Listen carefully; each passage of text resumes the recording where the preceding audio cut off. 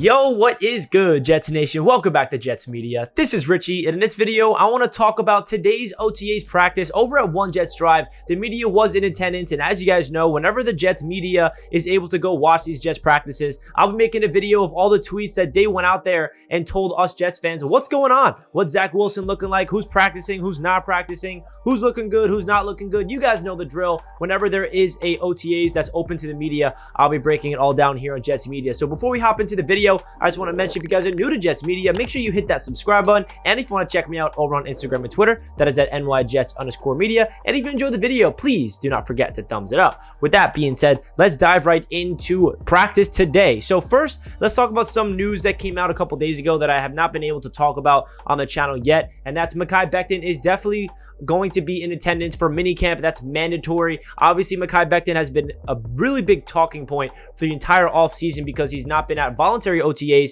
because of the birth of his first child. So it's good news that Mekhi Becton will be there for mandatory minicamp, and I cannot wait for the big fella Mekhi Becton to get back out there and prove all the doubters wrong, because there's a lot of people that are questioning Mekhi Becton, and I cannot wait to see if he's in shape and him being healthy on the field. I don't know where he's at in rehab, but I'm just really excited to see what Mekhi Becton can do. And I really feel like when he gets to One Jets Drive and he talks to the media, it's going to be really interesting to see how he handles the beat reporters, because as you guys know, he's a big talking point for the Jets in general. Now getting into today's practice, so some people that were not at today's practice, because remember, it's voluntary, not everybody has to attend, it's not mandatory just yet. DJ Reed, LaMarcus Joyner, and Denzel Mims were the three guys that were not in attendance at today's practice today. So that gave opportunities for other guys like Sauce Gardner and Jason Pinnock to really step in and play with the ones, and it was a really heavy defensive battle with the D-backs and the wide receivers in those 7-on-7 drills in the red zone and the 11-on-11 drills in general. So let's transition into Zach Wilson. So Zach Wilson is a player that went out there today and had a really good start to practice, according to all the tweets that we saw on Twitter. He was decisive. He was picking apart the defense. He overall had a really good day, but he did finish off the practice with a red zone interception to Javen White, the linebacker. So what I'm seeing from Zach Wilson, all the reports, you guys see all these stuff about Zach Wilson having a terrible day at OTAs. He's having a good day. There's all these conflicting reports that he's missing throws. Other beat reporters are saying the opposite. There's going to be conflicting reports based on who you read and who you listen to online. But all I'm going to say is, and I've said it before in all these OTA videos that I create, we really, as a fan base, and I cannot really get too excited about the good stuff, and I cannot get too down on the bad stuff, because it's OTAs. It's so early in June. There's no pads. It's 7-on-7 drills, what we're talking about right now. It's, wide receivers going up against D-backs and one-on-one drills. It's not really, we can evaluate Zach Wilson year number 2 in OTAs, but of course we're going to be talking about what he's doing out there in practice and the differences that you can tell that Zach Wilson's doing in year number 2, whether that's him being more decisive with his throws, him understanding the playbook, him not overthinking things, and him being accurate with the football. So those are all things that we're going to be looking out for when it comes to Zach Wilson at OTAs.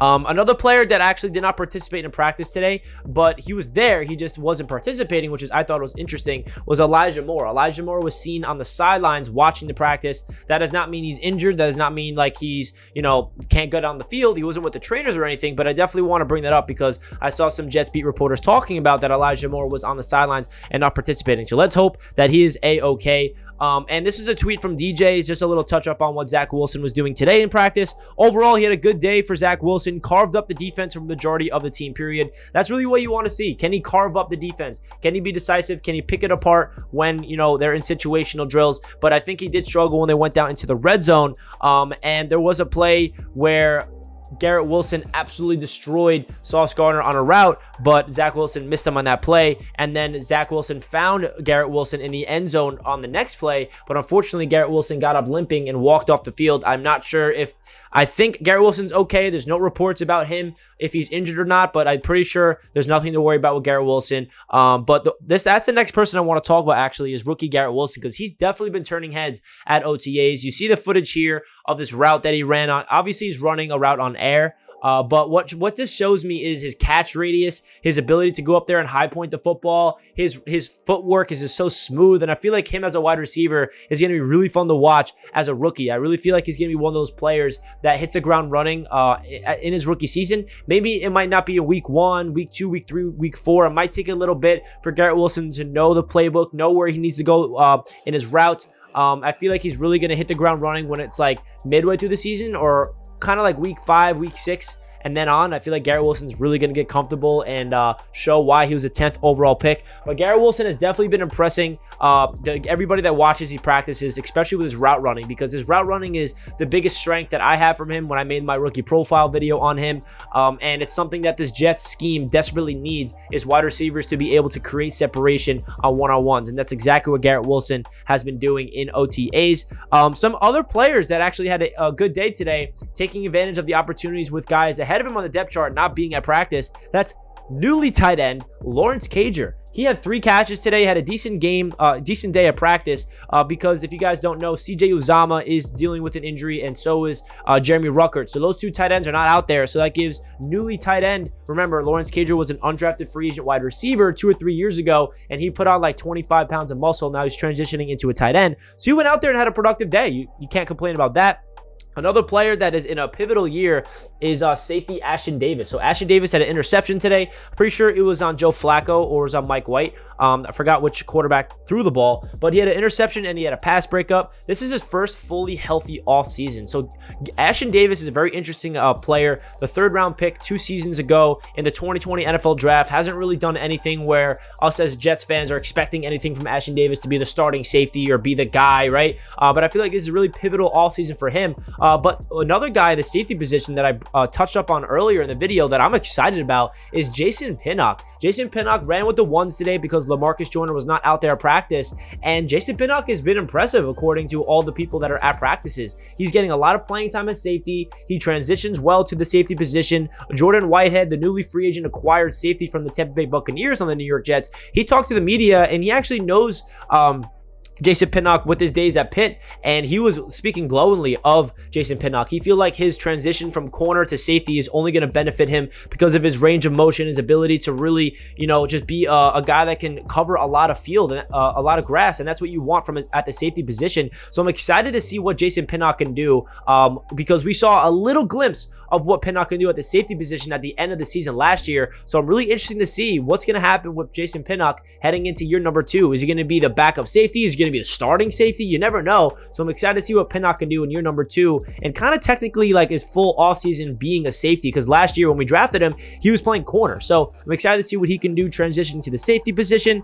And then another quick thing I had to bring up because DJ the Bienemy tweeted this. I thought it was funny. He said that Sauce Gardner locked up Braxton Berrios and then he had to let him know. I thought this was funny. So you get a rep where Sauce Gardner is blanketing Braxton Berrios and then it's an incomplete pass and then Sauce Gardner lets Braxton know like, yeah, I'm here. I don't know what he said obviously, but it's just fun that you get those little inside information of what's going on in practice, who's talking crap, who's getting into heated battles in the one-on-ones. Robert Saleh talked to the media this morning. He also said that Elijah Moore and DJ Reed have been having really good one-on-one matchups, and that's what you want. You want to see, a veteran in DJ Reed come out there with a year 2 wide receiver in Elijah Moore and have those battles, because it's going to be a grind every single practice for those 2 players. And, Garrett Wilson against Sauce and all the wide receivers against the DBs. It's just going to be a lot of matchups, and that cliche iron sharpens iron is very true, because seeing DJ Reed and Elijah Moore going after each other in practice is going to be really fun to watch all throughout OTAs,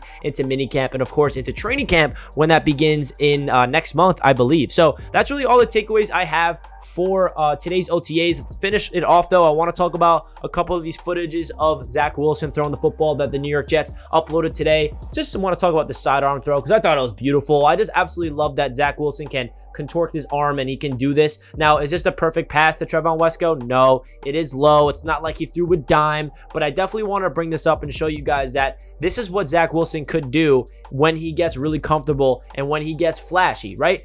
I'm not saying I want Zach Wilson to throw the ball like this every single time, but there will be some glimpses, not every game, but every couple games where he's going to throw a pass like this and it's going to be a completion, maybe even a touchdown, and it's going to be flashy. He has that talent within him. He has that physical arm talent to be like that, Mahomes-style quarterback where he can contort his arm if need be. So obviously this is not a throw where we're like, wow, that was the best spiral. He put in the right spot. It's not. But at the same time, if you really break it down, he's looking off Quincy Williams with his eyes and he's leaning left to make it seem like he's going to throw that way, and then he just completely sidearms it back across his body to Trevon Wesco. I think that's impressive. Definitely want to break down this because there's a lot of great footage that we're getting from the New York Jets social media team of everything that's happening at OTAs. So that's really it for my Jets OTAs update. Let me know your thoughts of the video down below in the comment section. I'd love to hear what you guys have to say, of course. And do not forget to hit that like button if you guys are not already. It means a lot to the channel. And I'll catch you guys in my next video. Let's go, Jets.